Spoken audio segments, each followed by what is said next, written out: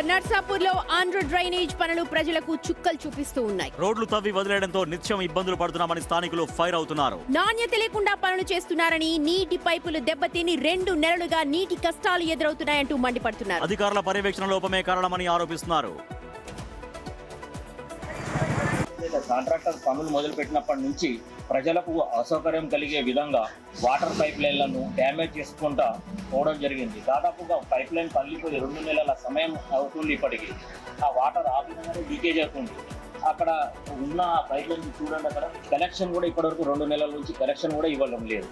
Municipal సిబ్బందికి మేము ఈ విషయం గురించి ఎన్నోసార్లు చెప్పడం కూడా జరిగింది, వాళ్ళకు కంప్లైంట్ కూడా చేయడం జరిగింది. కానీ ఇప్పటి వరకు మున్సిపల్ కమిషనర్ గారు ఇక్కడికి వచ్చి క్షేత్రస్థాయిలో పర్యవేక్షణ అనేది చేయడం లేదు. వస్తురు మోరీ తీస్తురు, చెత్త తీసుకోపోతలేరు, కుప్పలు కుప్పలు అట్లనే ఉన్నాయి. అక్కడ వచ్చి తెలుస్తుంది కమిషనర్ గారికి. ఒకసారి గల్లీలో వచ్చి మొత్తం పట్టించుకుంటలేరు. 13 వాళ్ళ గల్లీలు మొత్తం ఖరాబ్ ఉన్నాయి. తొవ్వలు మంచిగా లేవు, రోడ్లు మంచిగా లేవు, ఏం సరిగా లేవు.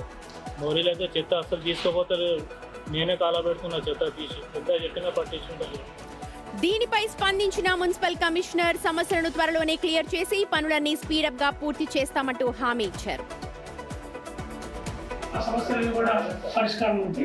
ఒక 15 డేస్లోనే మనకి 6 roads కూడా లేయింగ్ చేయడం జరుగుతుంది. దాని తర్వాత మనకి నర్సాపూర్ పట్టణం అనేది మనకి అందరికీ అనుకూలంగా సౌకర్యవంతంగా ఉంటుంది.